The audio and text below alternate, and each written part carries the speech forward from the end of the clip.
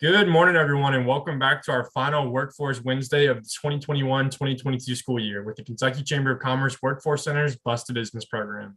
My name is Zach Gobert, and I'm a project manager with the Kentucky Chamber of Commerce Foundation, and I help to direct our Bus to Business program.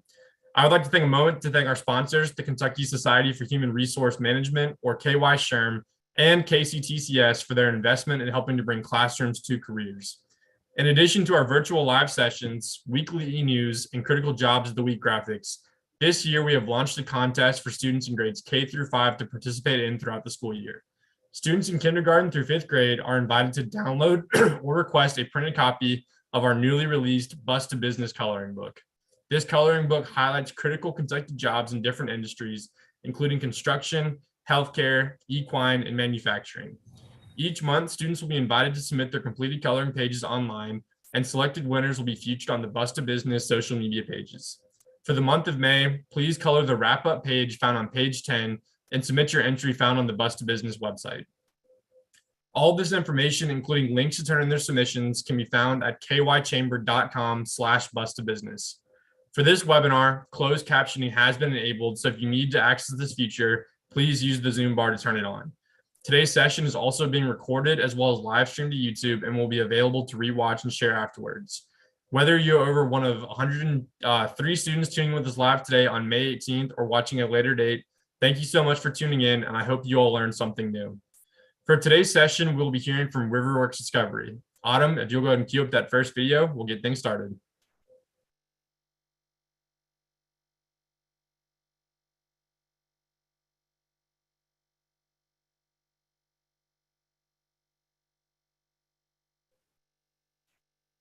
Oh, Autumn, I think the audio did not share on that one.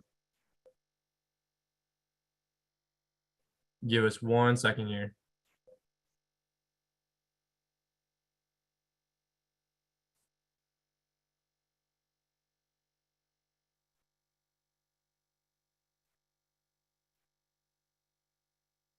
Hello everyone, Jared McGovern here with the National Mississippi River Museum and Aquarium and Riverworks Discovery, coming to you from the banks of the Mississippi River right here in good old Dubuque, Iowa. You are here today participating in a program of Riverworks Discovery and the National Rivers Hall of Fame, which is part of the National Mississippi River Museum and Aquarium. This is a national outreach program that is dedicated to teaching and inspiring people about the cultures, commerce, and conservation on America's navigable rivers.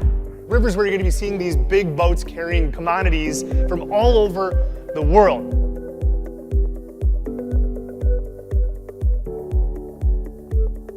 Riverworks Discovery is also passionate about careers, and careers that are in conservation, careers that are in commerce, and these careers have a special culture.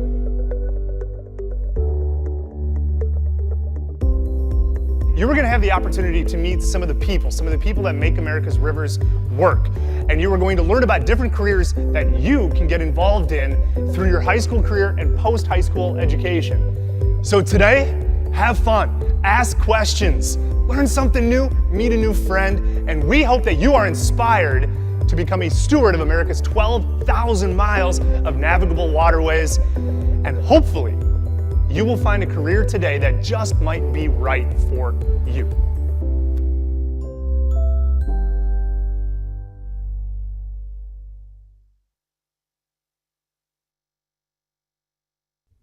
Hello everyone! We hope you're ready to learn a little bit, or even a lot, about the marine transportation industry. Since we will be covering a lot of ground, we want to encourage you to write down any questions you may have, and we will have a panel of industry representatives at the end of this segment that will be happy to answer any questions you may have. Coming up first, we have Dr. Terrence James from Vicksburg Warren School District, and he's going to talk to you about how the maritime industry just might be the right choice for you. Hello students across the nation. I am Terrence James, the Career and Technical Administrator with Vicksburg Warren School District, located in Vicksburg, Mississippi. You may be asking yourself, why am I here listening to a recording about Riverworks Discovery? Well, I have an answer for you. Because you will need a job in the future to take care of yourself, your parents, your spouse, and your children. You may even have to take care of your annoying siblings who constantly nag you all the time. In order to do so, you will need a good paying job that can support your family needs, and the Riverworks Discovery Outreach is here to help you. Some of you are already preparing yourself for future careers where you can gain employment with the river industry. If you are taking career and technical education courses or vocational courses such as welding, auto mechanics, culinary arts, marketing, engineering, and more, the river industry provides career opportunities for you. Regardless if you decide to stop your schooling at the end of your high school, community college, or college years, there are all types of careers for you, such as accountants, lawyers, human resources, journalists, forklift operators, electricians, and more. The industry also offers opportunities with the U.S. Army Corps of Engineers, Coast Guard, Navy, and other federal agencies. The river offers a vast array of career opportunities for everyone, and we will dive in depth later. You will constantly be working through new and interesting challenges, whether you are on a boat, dock, driving a crane, or inspecting a vessel for safety. Each day brings new and interesting challenges. No 2 days are the same. You will not be bored with these careers. Who wants to have a career where every day is the same? I don't. The river and inland transportation industry wants to develop your career. If you put forth a good effort, in 4 to 6 years, the companies represented here today will provide the training and certifications you need to make anywhere from $50,000 to $150,000 a year. $150,000 a year. That's more than my wife and I make together. I can support my family and your family with that amount of money. Think about all the dreams you have about going to Disneyland, buying a new car, buying your parents a new house, or even traveling the world. You could live your dreams and somebody else's dreams. Does this get your attention? Great. We want to help you invest in yourself. This industry provides opportunities that will afford you and your family a great life. Take a look around. Don't you want to do better? Well, I'm glad you do. Today, you will learn a lot. First, you will learn about the importance of waterborne transportation. Why do we need to be able to transport products up and down a river? Then we could transport goods by railroad or 18-wheelers. Stay tuned and we'll learn together. Secondly, you will learn about the importance of rivers. Why do we need rivers to survive? Thirdly, you will learn about the diversity of careers. There are all types of careers that men and women have an opportunity to pursue. Ladies, this is for you too. Lastly, you will learn about career paths on the river. All right, let's get started.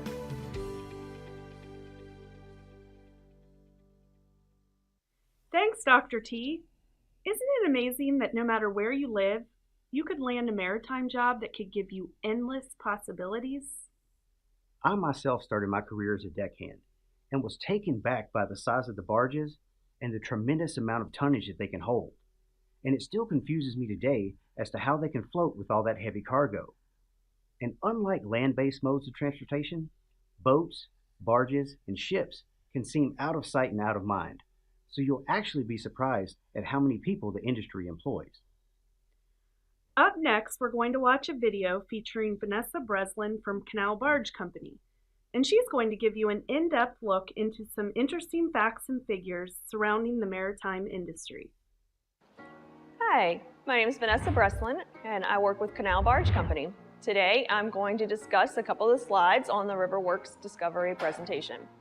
First, start with some of the industry facts. The tugboat, towboat, and barge industry is the largest segment of the U.S. domestic maritime industry. So what does that mean? It employs more than 33,000 American mariners aboard its vessels. The nation's domestic maritime industry is an economic engine and job creator. This is all the shoreside and support jobs working to keep the boats working.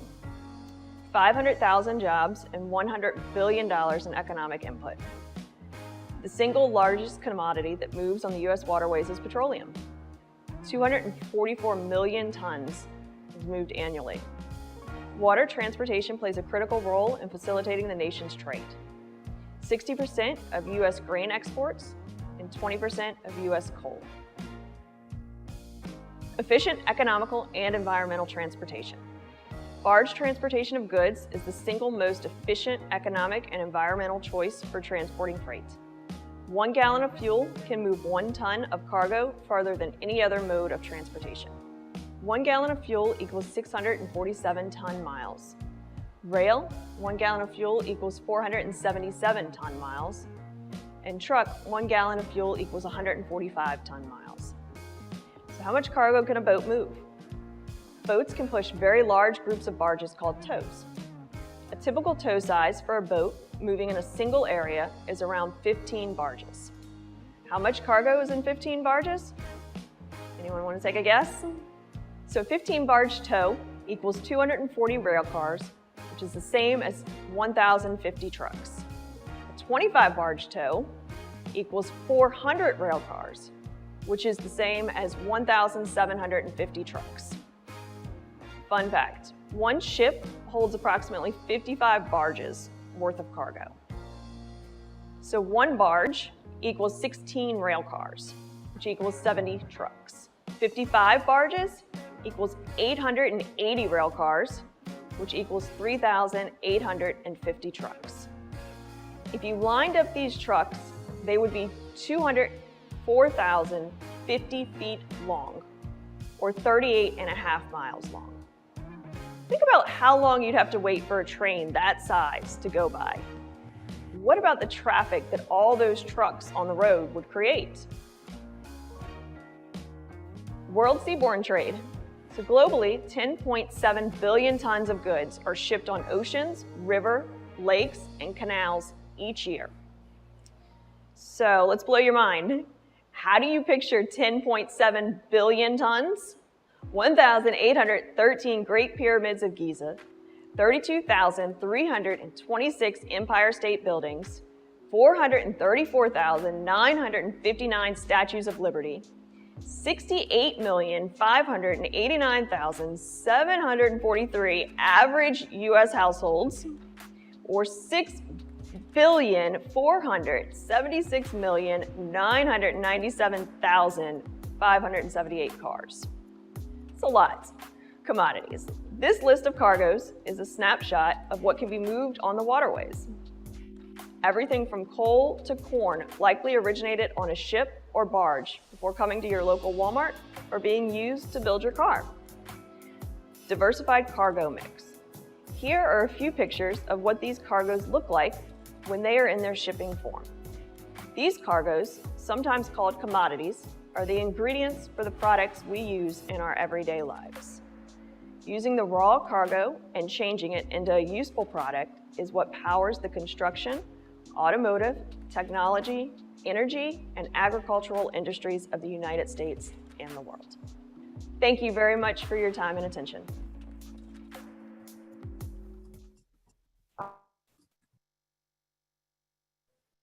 All righty, thank you all for that great video. We're now going to have a brief panel discussion here with some representatives from the maritime industry to talk a little bit more about the careers. So if we want to just go ahead around, Krista, Randy, and John, if you all want to just introduce yourself, tell us what company you work with and what your position is, that'd be great. And Krista, we'll start with you. Good morning, I'm Krista White. I am on the recruiting talent acquisition team with Ingram Barge Company, and we are a inland river transportation company. We operate over 130 towboats and have around 5,000 barges that we move on all the major inland rivers. Awesome, thank you. Randy? Well, can you hear me now? Yep, we got you. Oh, okay, I had it muted. My name is Randy Bowling, and I'm a captain, port captain here at Crowns Corporation.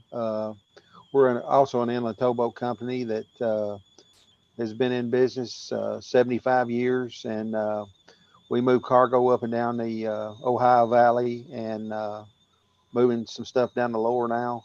And we have about 1,100 to 1,200 barges. We own 38 towboats and employ somewhere around 325 people. And we are constantly looking for good people. Awesome, thank you. And John? Oh, I'm sorry, I came to the meeting late. What'd you need? Yeah, just give us your name and what company you're with. Hey, my name's John Vaughn. I'm a captain with Marquette. I'm actually out on the boat, so I don't have all the details. Marquette's a great company, as is Ingram and Crounce, and there's a couple others, but I'm one of the guys that puts where the rubber meets the road, so to speak. Awesome. Well, thank you all for being here today, talking with our students across the state. Really just want to give them an opportunity to learn more about careers in maritime. So that in mind, first question I had for you all is kind of just for each panelist. Can you tell us how did you get into this career path and like what led you to where you're at today in your career?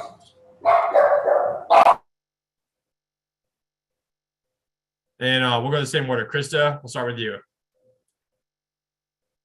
John and Randy probably have a more interesting path to where they are today. I started with Ingram 11 years ago in the customer service part of the organization. I'm a towboater's kid. I was raised by a riverboat pilot. He was working as a mate as part of the deck crew whenever I was born. So my entire life, I grew up with my dad working on the river and away from home for 28 days at a time. Met so many people throughout my childhood and into adulthood that worked on the river with my dad. And so as I was, entering college and thinking about a career path for myself, I just always felt like I wanted to be involved with river towboat operations. I wanted to work with towboaters because there's just so many great people in the industry and very interesting people. So I took the path of human resources and recruiting, talent acquisition after a short time in the logistics and customer service side of the business. So I've been involved in recruiting now for several years, and it's a really great role where every day our team gets to extend job offers to people who are just entering the industry, and many of them are really excited about the opportunities that are in front of them. It's many are accepting an entry-level position with opportunity to come in and start work with us as a deckhand or as a cook, and their long-term goals are to become engineers and captains, pilots, and even leaders in the organization and other places. So it's really exciting because we get to extend job offers and help people start their career in the industry, and just that's exciting because we're able to bring in people that we know will be great contributors to the company, and we know that this job that they're starting on the river is going to really change every aspect of their life in a lot of cases. So it's a really exciting role. Yeah, no, I really appreciate that too, because even though you might not necessarily be out on the boats itself, I think it's important to recognize on all these different careers we've talked about this year that there's many different types of jobs available within each industry to work within. So I think that's a really great point to highlight there. So thank you for that. Randy? Good morning again. As we go through the panel today, everybody will have a different story, and it takes each and every one of us to make this thing work. As a company, you got to have a good recruiting staff, as Krista related to. You got to have people to operate the boats. The overall staff each one has an individual job to make the whole wheel work together, and it's all very important jobs. But I started out a very long time ago now, but as just a guy who went to college and had been to college a couple years and was just really tired of school. And my career path was I was going to be a high school teacher. That's what I wanted to do. And as life develops, I seen the kind of wages teachers were making at the time, and I thought, well, this is something I really want to do, but the money's just not there. So as I looked around the community, I had a lot of friends who worked on the boat. I had a brother-in-law, two brother-in-laws, and a brother that worked on the boat, and just started digging into it a little bit and seeing what they had accomplished in their careers. And all of them went into the pilot house. And you look around the teacher parking lot out there, and they're driving just old beat up cars, just trying to get back and forth to work, make a living. And they're driving around in new stuff. And I'm thinking, it don't take a lot of, don't take a rocket scientist here to figure out which way I want to go. So I started out as a deckhand and worked on deck for about 6 years and had an opportunity to move up to the pilot house. And I went in the pilot house as a pilot. A few years later, made a captain, and I stayed out on the boats close to 30 years. And the port captain here at Shoreside retired, and the company gave me an opportunity to come shoreside and uh, and take on a new adventure in life. Which I was at the point of my career that I wanted a new challenge, and this definitely was a new challenge. And but the opportunities that you have on a boat doing those jobs, uh, the training you get trains you for everything that you do or I do shoreside. Uh, there's not a day that goes by in here that I don't think about Randy as the entry level deckhand, because we have crews coming in down here for crew change. We do a lot of training. I have to put myself back in those shoes every day. And the knowledge you gain in this life experience never leaves you. And the livelihood that you have where you work, you're gone a certain amount of time, then you're off for a certain amount of time. That that that's a good thing to be involved in, because when I first came shoreside, I guess it was probably I've been here about 6 months, and I was thinking, when am I going to get a day off? Because I was used to working 3 weeks on and 3 weeks off, and that backside of those 3 weeks never came. So it took an adjustment on my part when I came shoreside to get back used to being a everyday worker. And but this is a this is a job, if you like free time, which you're paying for it on one side because you're gone, but every 3 weeks you get a vacation. You can travel anywhere you want to. This job, you can live anywhere you want to. You don't have to be in a certain area. Uh, you can lay your roots down anywhere you want to, as long as you're where you're supposed to be, crew change that day. So it's a great opportunity, and there's so much wages and benefits, the opportunities you have with limited education, with high school education. One thing I say about education is, uh, in today's world, you need to have some computer skills on a boat, because when I started, there was no computer on a boat.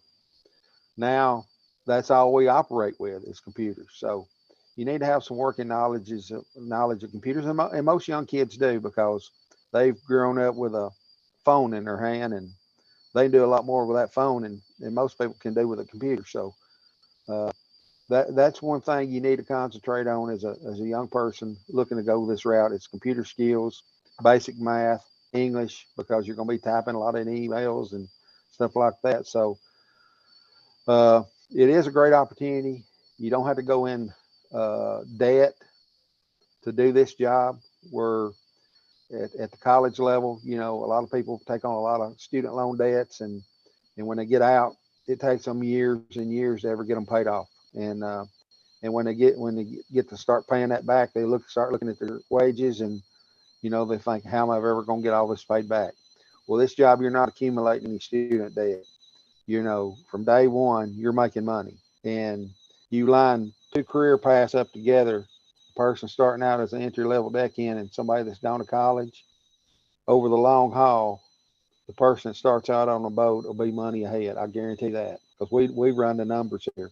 From somebody's just starting out as a deckhand and then advancing to the pilot house, versus somebody that goes into some career field and where they're making, between 50 and 60 starting out, and maybe the top pays around 100. A guy on deck is going to be way ahead of somebody that actually goes to college and gets an education. So that's what I would look at as a young person. I know everybody, when they start out, they don't really know what they want to do in life. I didn't. Uh, it's you sort of feel your way around in life for a little while, then you all of a sudden the light goes off, and okay, this is what I want to do, and that was me. Even though I had my eye on what I wanted to do, uh, things come through, cross your path that changes things, and you reevaluate, and so that's what I did, and it's the best move I ever made was taking this career path. Yeah, thank you for that. I think that advice piece of it's super important is, we have so many different high schoolers that are considering different things and understanding that just because where you start doesn't mean where you're going to end up. So I love learning about your career path there and your progressions. That was fantastic. And wrapping things up, John, tell us a little bit more about how you got into your career path and what a day in the life of your job looks like. I started out as a brat kid on an excursion boat in Peoria, Illinois. I think I was 8 years old. My father was the captain of the passenger boat there, and I'd wash dishes, clean bathrooms, for $1 an hour. That was my entry level into the marine industry. From there, I spent 18, 19 years in passenger boats. Ended up on casinos, and then they tied all those up. So I needed something else to do. So a buddy of mine worked at Ingram, and found a job for me that they're willing to take a passenger boat guy and make him a towboater. And I ended up at Marquette, and I've been there 17 years. Held a license for 39. My first year as a pilot, I was making half of what deckhands start out at now, which is always an interesting point when they complain about this and that on the boat. Like, look, buddy, you're making twice what I made. It's a great career. It's a hard career, and we have many companies in Paducah that offer a great path. It's just a matter of who you talk to. Everyone, they all have great programs for their steersmen. I don't think it's ever been easier to find your way into the pilot house. In fact, one of our steersmen is now my boss. So I hope I was nice to him while he was on the boat. Getting to the typical day on a towboat, we work 4 6-hour watches. I get 2 of them, and my partner gets 2 of them. Same thing with the crew. You get 3 square meals a day. That's one of the bragging points about working on a boat. We feed you, so part of your pay is what you eat. So the more you eat, the more you make. Not always a good thing, but always tasty meals help keep you healthy. You get to see a part of the country that no one gets to see. So many times you drive down the river road and you see this little bit or that little bit. Well, it's a much different perspective when you look back at it. It's a true sense of what a crew is. You work elbow to elbow with people that you may never talk to or meet on the bank, but the sense of accomplishing a job, at the end of the day, is always a rewarding thing.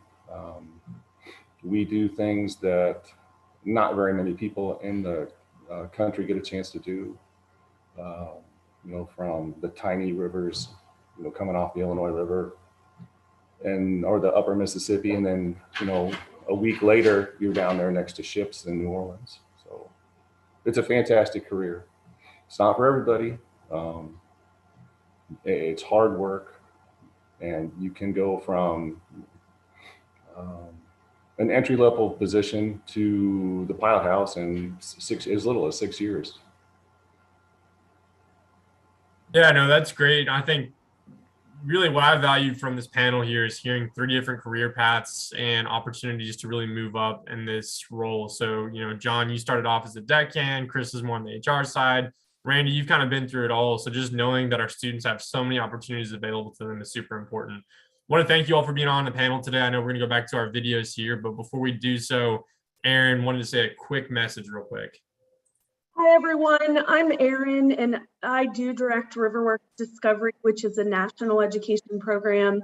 And we bring companies from around the country together to help educate people about the amazing career opportunities in this industry. On the panel today, you saw representatives from 3 different companies, but we actually work with over 170 nationwide. One of my favorite parts about this job is the people that I get to work with. Within these companies, I know people from entry-level positions to the CEOs, presidents, and VPs. And I will tell you that many of the top-level people in the companies did get their start as an entry-level deckhand on a towboat. If you are willing to work hard, the opportunities to climb the ladder in this industry are endless. And just like any industry, they need college-educated individuals, as well as, if you want to go to a couple-year technical experience or even come right out of the workforce or out of school into the workforce. So again, my favorite part are the people that I get to work with. So, as we finish this up today, we're going to kind of go through some of the different career pathways and the different avenues you can take to get there. And we finish with a video that no matter what industry you're going into, it talks about how to get and keep the job. And so it's relevant no matter where you're going to go in life. And a little cool fact as you're watching these videos, the person that made the videos is shown in the very last video. And he got his start as a deckhand on a boat. And today he is the full-time media specialist for a company called American Commercial Barge Line. And he does all the video work for them, making and editing videos. So again, those opportunities are endless if you are willing to work hard. And Krista, you had something? Yes, I just wanted to briefly introduce Dustin. And Dustin is a lead on one of our vessels. So he's a deck crew lead. And how long have you been with Ingram, Dustin? 8 years. 8 years with Ingram.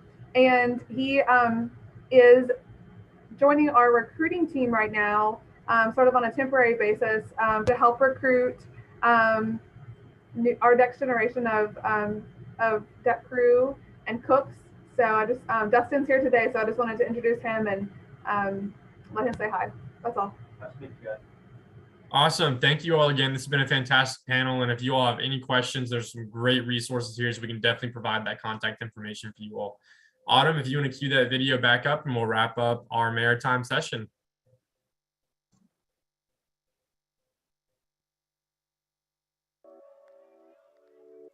Some of the in-house training that most companies provide can open many doors for someone wanting to move up the ladder. Let's bring back Mike Breslin again to give us a deeper dive into just how a person can progress through the different careers in the industry.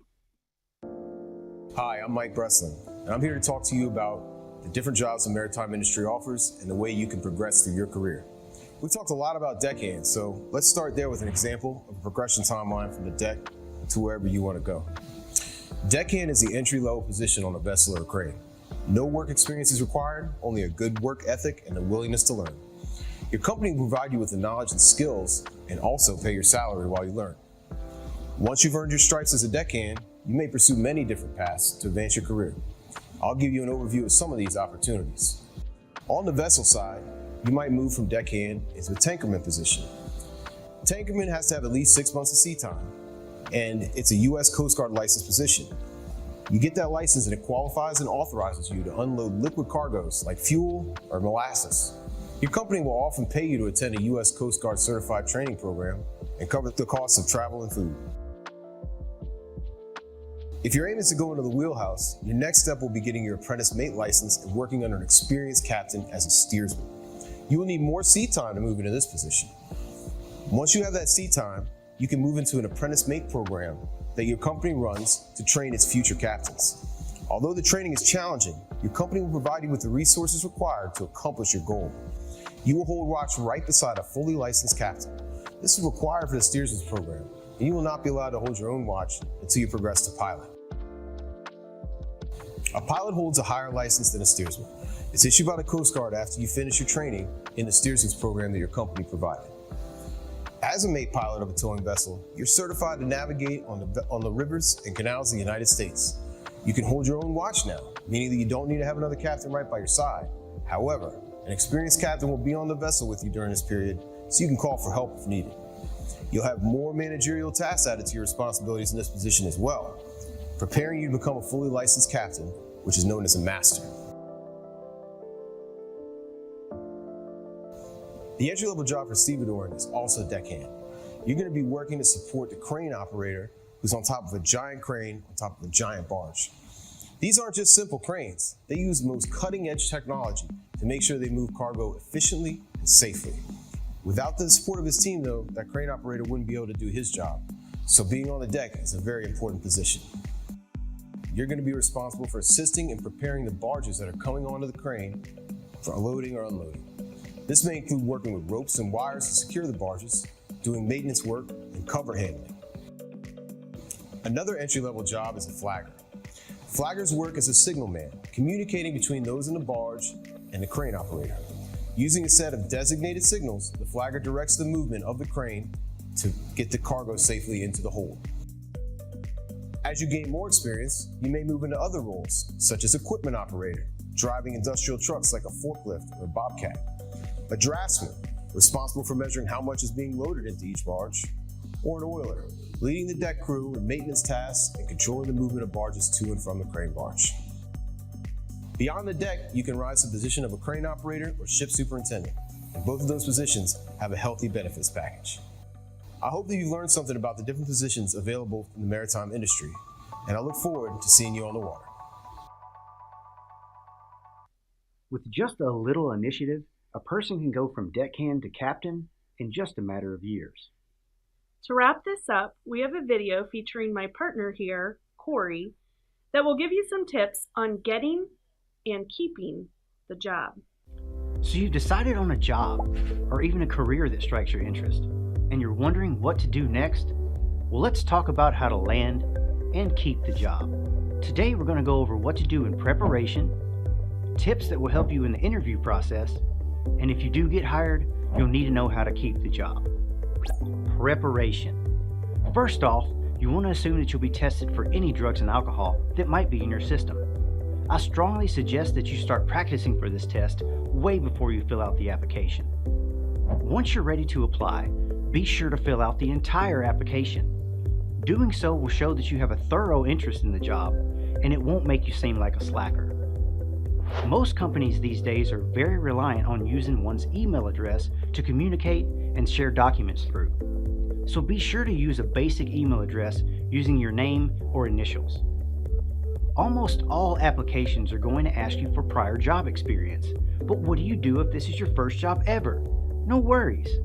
Everyone has to start somewhere, and don't be afraid to list things like clubs, team sports, or any groups you've been a part of. Even babysitting and volunteer work can be considered as experience. Another thing applications will ask for is references. You want to make sure that your references know that someone may be contacting them. If possible, it's good to use a coworker or a previous supervisor as a reference because they are able to comment on your work ethic as well as your character. Now, if you do all of these things we just mentioned, you just might receive a phone call from the employer. That being said, you want to make sure that you answer the phone as if you're getting the job. Hello? Hello? Hello? Yeah, don't do that. Also, you want to make sure that you state your name in your voicemail message. It's super frustrating when a recruiter doesn't know who they're leaving the message for. No one is available to take your call. Please leave a message. Lastly, clean up all of your social media.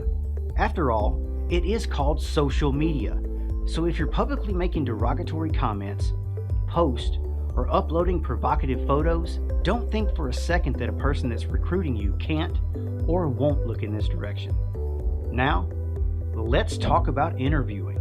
Interviewing in itself can be a very unnerving experience. I mean, you're literally there to have a panel of strangers ask you a barrage of questions and make a judgment call from your responses. This could be terrifying. So here are a few tips that will help you be mentally prepared and be able to carry yourself as someone that will make a great addition to their team. First, you want to make sure to get a good night's rest. There's nothing worse than being groggy and uncomfortable while being interviewed. That being said, you also want to wake up at a decent hour and give your mind some time to get ready. Employers really appreciate when a candidate knows a little bit about the company and the position. So take a little time to do some research, and this will help you in the long run. So you've got your rest, you've done your research, and you're ready to answer any question they throw at you. Well, not so fast. Interviewers aren't rating you by your responses only. Your appearance and your body language is a large factor in their decision making. Now, you don't necessarily need to show up in a suit and tie, but you don't want to show up like you just barely gotten out of bed.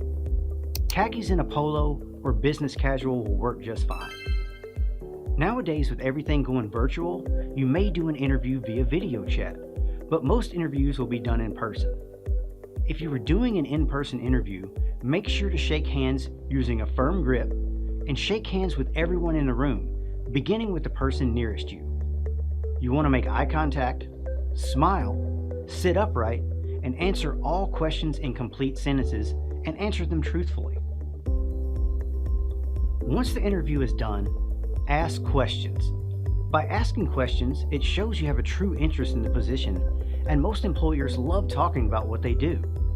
While most of these tips apply, here are some things that are good to know that will help you with a virtual interview.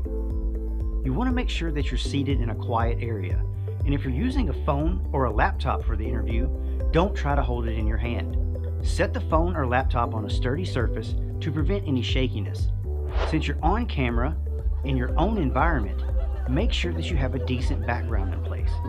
If your background looks like you're hosting a party, that may not go over too well. Lastly, don't hesitate to send a thank you note to your interviewers, letting them know you appreciate their time. Now, some tips on keeping the job. First up, safety. It's extremely important to remain safe while at the workplace and to wear your personal protective equipment or PPE. It can save your life. Secondly, be on time. Most of the jobs in the maritime industry run 24/7, and you may have a direct relief that's depending on you. Just as you want your relief to show up on time, you need to do the same for the person you're relieving. Whether working on a vessel in tight quarters or in a cubicle in an office building, you always want to treat people the way you want to be treated. And keep in mind that if you do change departments or transfer boats, every manager leads differently. So be agile and accept the change as it comes your way. One of the biggest tips in this segment is communication. Communicating with your coworkers and managers is key to keeping your job. Always let them know of any issues you may have or any safety concerns that you run across. If you do want to work on a vessel, remember that you will be living where you work, so keep the place neat and tidy, including your personal areas, common areas, and bathrooms. Listen, scrubbing toilets isn't the best job, but I can guarantee that your captain had to do it when he or she first started.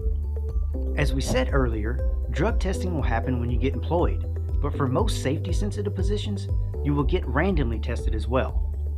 And if you were to fail a drug test, you'll never be able to work at a DOT-compliant company, ever. Last but not least, be a sponge. Learn, ask questions, and always be open to improvement. Thank you, and happy job hunting. Awesome. Really enjoyed that video. I think that second part super important just to know when applying for jobs and interviewing for jobs what to do. Thank you all again for everyone from Riverworks Discovery and all of our employers on the call today. Aaron, I know you had a quick thing to wrap us up, and then we'll pass it over to KCTCS. Yeah, I just want to let you guys know we have a lot of resources available on our website, riverworksdiscovery.org. We have a careers page where many of these careers are listed. They go into detail of what it's like for a day in the life of the education or experience you need to obtain that position. And then we have links to companies who hire for those positions linked right on our page. So it will go directly to their how to apply or career opening page. We also do a lot of work and education on our social media. Today is actually called You Work the Rivers Wednesday, where companies who hire have the opportunity to comment right in the comments of a post on our page with their current job openings. And then, you know, Randy talked about and Captain John talked about different views that you get to see while working on a towboat on the river. So we'll get captains and pilots who share their view as they're moving down the river, different crew members. So that's on our Facebook page and other social media, but we do have a lot of resources to help you guys. So check us out on our web page and all of our social media pages. And I want to just thank our panelists for being here and sharing their stories with you today. Yeah, thanks, Aaron. Thanks, Krista. Thanks, Randy. Thanks, John. This has been fantastic. And Autumn, if you want to go and queue up our first video from KCTCS to learn more about their programs, and we'll wrap things up from there.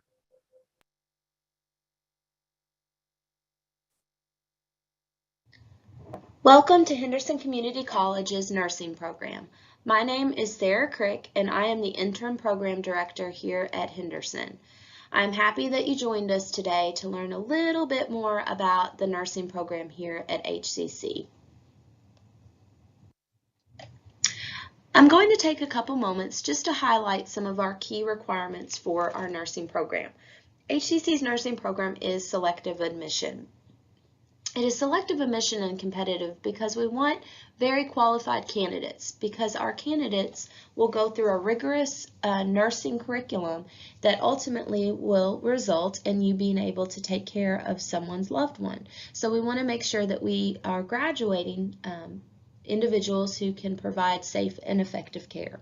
So some of our admission criteria is we do admit twice a year. So September 1st is the deadline for spring admission, and March 1st is the deadline for fall admission. Our program is 2 years long once you do start the nursing curriculum, so it is 4 semesters total.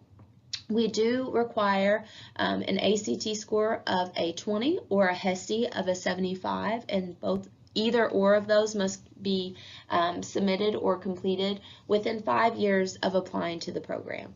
We have specific GPA requirements. We do require that you are a current SRNA, and if you're not a current SRNA, then you are required to take the nurse aid course, and that must also be completed within 5 years of applying to the program. We have other prerequisite courses that must be done before you can be officially accepted to the program, but all of our admission requirements are detailed on the HCC's nursing website. Once you are accepted into the nursing program, our curriculum consists of lab, clinical, and class. So you will learn essential skills, and you will learn how to care for patients at the bedside, and you'll also learn that theory content and be able to apply it into that clinical setting. So why choose nursing at HCC? I asked some of our students why they chose nursing at HCC. Let's see what some of them had to say. Faculty care about our success, prepared for our profession. We feel comfortable asking questions, small class sizes, best teachers there are, welcoming environment. If these seem like important traits of your next school, then I hope that you will take some time to look more into the details of nursing at HCC. Thank you for taking time to listen to this presentation. If you have any additional questions, feel free to reach out to me. Again, my name is Sarah Crick, and I am the Interim Program Director here at HCC's nursing program. Thank you. My name is Bobby Roberts, and I am the Medical Laboratory Technology Program Coordinator at Henderson Community College. Thank you for the opportunity to tell you a little bit about the program. I'll just start with an explanation of what MLTs are, since it is a bit of an unknown profession. MLTs do earn an Associate of Applied Science degree. They are healthcare specialists. They specialize in lab medicine. You will find them working in hospitals and clinics, public health departments. They analyze patient specimens and report out vital information to healthcare providers. They're not limited to these areas. You may also find them working in research, sales, instrument service, and even more opportunities exist. 70% of the medical decisions that are made today depend on a laboratory result, and about 14 billion lab tests are ordered every year. So MLTs are an essential member of the healthcare team. The MLT program at Henderson Community College is an Associate of Applied Science degree that takes 2 years to complete. During that time, the students will earn certificates in phlebotomy and in physician office laboratory. They spend 240 hours in each semester of their second year in a regional hospital laboratory doing hands-on lab testing. When they graduate from the accredited program at HCC, they're eligible to sit for the National Board of Certification exam. Financial aid is available for our program, and many hospitals will offer tuition assistance programs if you are already employed there. The local annual salary for our MLT graduates is $45,000 to $56,000. These are some signs that MLT might be right for you, and if any of these seem like you and you would like more information, again, my name is Bobby Roberts, and I can be reached at my contact information that is shared on this slide. Thank you.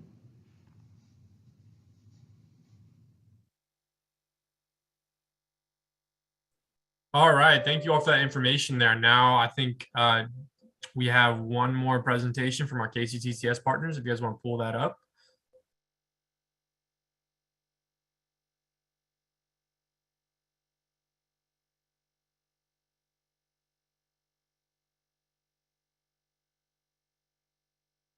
Mark and Kim, is it letting you all share screen? Perfect.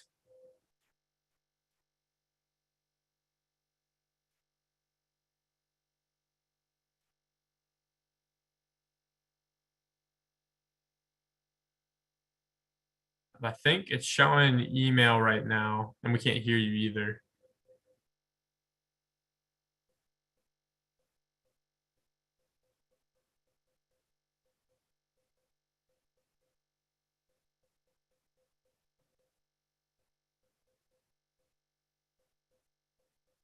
Give us just 1 second here.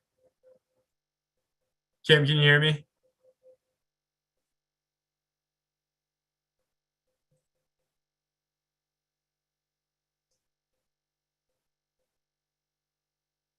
Okay, I think, Kim, if it's not working, we can pull it up here on our end.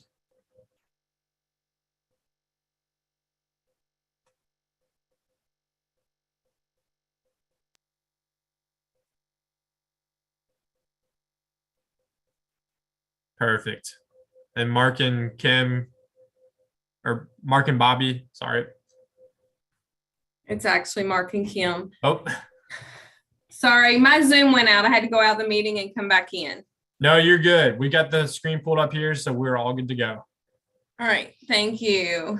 I am the Health Science Technology Program Coordinator here at Henderson Community College.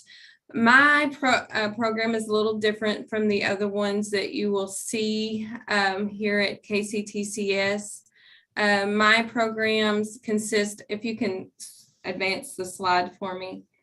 Thank you. It is entry-level career opportunities in the healthcare field. So what you will see in my program, they will take general ed courses, and then they will do 3 certificates or more. They can do more, and that will help them broaden their skill to help with career enhancement. Some of the certificates offered in my program, you can advance the slide for me again. This is the general ed courses they have to take. Right now, NAA 100 or KHP 190 is a required course. That is one of their certificates. The NAA 100 is the nurse aid. That is a mandatory course for the nursing program. If you can advance the slide again. These are all the certificates that I'll offer in my program. You will see the nursing assistant skills. The aging certificate goes along with the nursing assistant skills. It just broadens their job scope with the aging services. The EKG technician, the medical office administrative assistant, and the medical office billing and coding is also in Marks, which you'll hear from in a minute. But they're just certificates offered under mine. They're all entry level. They do not have to sit for the boards for those with me. When you get into his program, they will. And then under Bobby's certificate or program, I have the physician's office laboratory, phlebotomy, and phlebotomy for healthcare workers. Again, it's just their certificate, it's not the degree. And then we also offer recovery coach and mental health technician. Both of those courses build off of one another. The courses are about the same for those two. There's 2 classes difference. One of them's in recovery coach, one of them's in the physician's health, psychiatric mental health technician. And those courses lead to them to work in a mental health facility or somewhere as a recovery coach for someone that has an addiction problem. We also have the pharmacy tech program that just started 2 semesters ago. We had our first graduating class this semester with them. And coming in the spring, I'm adding telehealth, which has been asked for in our community for physicians to use. That's really it with my program. My program just leads off of the other programs. When they're done with a lot of the courses under mine, they can go right into medical assistant if they want to, and just have a few classes left to take.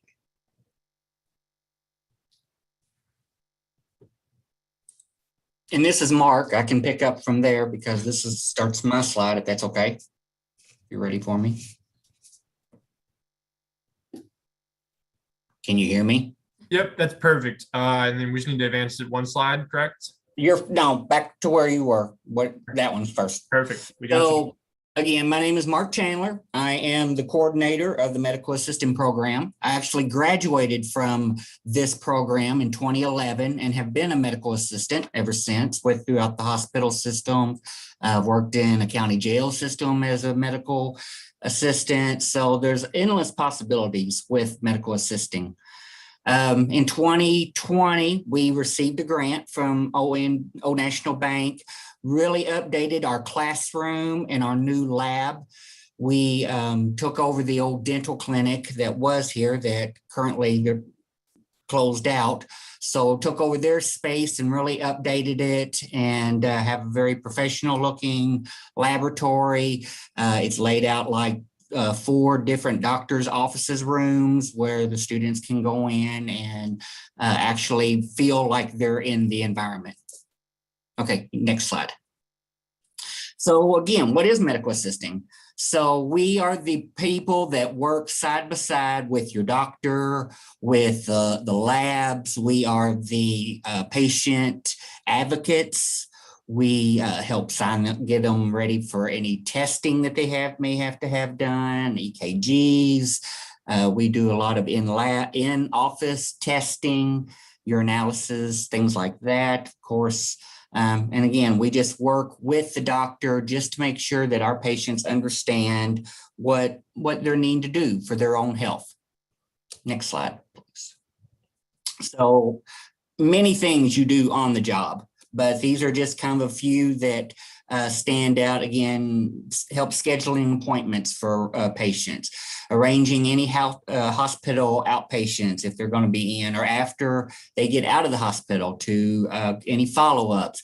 Again, just to make sure that they know what medicines they need to take, what protocols that they are needing to follow for their own health. insurance claims for the front office, always keeping up on their charts, vital signs, blood pressures, all of that, just to make sure, again, everything is in functioning. Next slide. Degrees, diplomas, and certificates. So you can, in 2 years with gen eds and everything, you can get a associate in applied science in medical assisting within a full-time status. Also within those 2 years embedded are the ECG, electrocardiograph technician certificate, medical office administrative assistant, medical office insurance billing and coding, and then for one extra class and a few clinical hours, you can get the phlebotomy certificate. So that's pretty well my program. Look forward to any questions or anything that you have. Thank you. Awesome. Thank you guys so much. This has been great. It's been a great session overall. Just on behalf of the Bus to Business program, I want to say thank you to all of our students for tuning in with us live throughout the school year. We will be back next school year with a whole new program, hopefully moving back to more in-person activities, so stay tuned for that. I want to say one last thanks to KCTCS for their sponsorship and KY Sherm for their sponsorship on this program, and really excited for what's to come. Thank you, everyone.